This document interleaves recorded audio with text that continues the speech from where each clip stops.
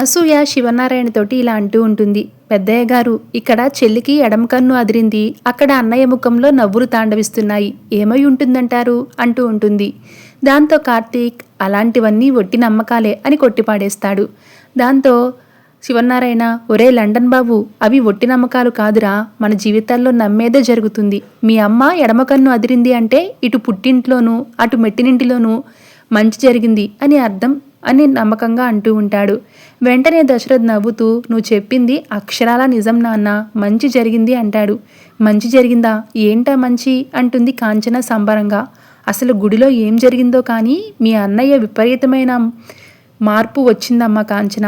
ఇంటి దగ్గర అయితే చాలా హడావిడి చేశాడు, దీపకు దిష్టి తీయించాడు, కూతురు అని పొగిడాడు. బహుశా నీ ఎడమ కన్ను అదరడానికి మీ అన్నయ్య సంతోషానికి కారణం ఏదో ఉండే ఉంటుంది అంటాడు శివనారాయణ నవ్వుతూ.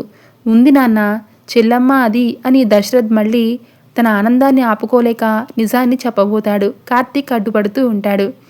అయినా కాంచన ఆగదు. అన్నయ్య, ఆ కుర్చీ ఇలా లాక్కో. ఒరే కార్తీక్, నువ్వు కాసేపు దూరంగా వెళ్ళు. అన్నయ్య చెప్పు అంటూ పక్కనే కూర్చోబెట్టుకుని మరీ ఆరా తీయడం మొదలు పెడుతుంది సంబరంగా. అబ్బే, ఏముంటుంది సంతోషం అంటే, అత్త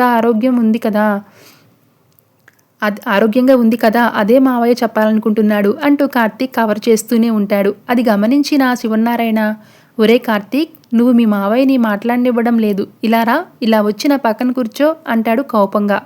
ఇక కాంచన అనసూయ కూడా కార్తీక్ని కూర్చోమనడంతో తప్పక వెళ్ళి తాత పక్కనే కూర్చుంటాడు కార్తీక్. ఇక తాత కార్తీక్తో, ఒరే కార్తీక్, గుడిలో ఏదో సంతోషకరమైన విషయం జరిగిందిరా, అదే మీ మావయ్య చెప్పాలనుకుంటున్నాడు, అందుకే ఇప్పుడు మీ మావయ్య తప్ప ఎవ్వరూ మాట్లాడడానికి వీల్లేదు అంటాడు. దాంతో కార్తీక్ మౌనంగా ఉండక తప్పదు. వెంటనే శివనారాయణ, ఒరే దశరథ, చెప్పరా, గుడిలో ఏం జరిగింది అంటాడు ఆత్రంగా. కాంచన అనసూయ కూడా అడుగుతూ ఉంటారు. ఇక దీప కంగారు పడుతూ ఉంటుంది. కార్తీక్ బిత్తర చూపులు చూస్తూ ఉంటాడు. దశరథ్ అప్పుడే దీపవైపు ప్రేమగా చూస్తూ గుడిలో జరిగిందంతా గుర్తు చేసుకుంటాడు. కన్నబిడ్డను చూసి మురిసిపోతూ ఉంటాడు. చెల్లమ్మ, ఇది నాన్న దగ్గర మొదలైన కథ.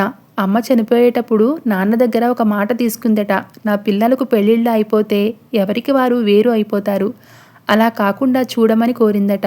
అందుకే నీకు పెళ్లి చేసి శ్రీధర్ బావని ఎప్పుడూ మనకు అందుబాటులో ఉండే ఏర్పాటు చేశాడు.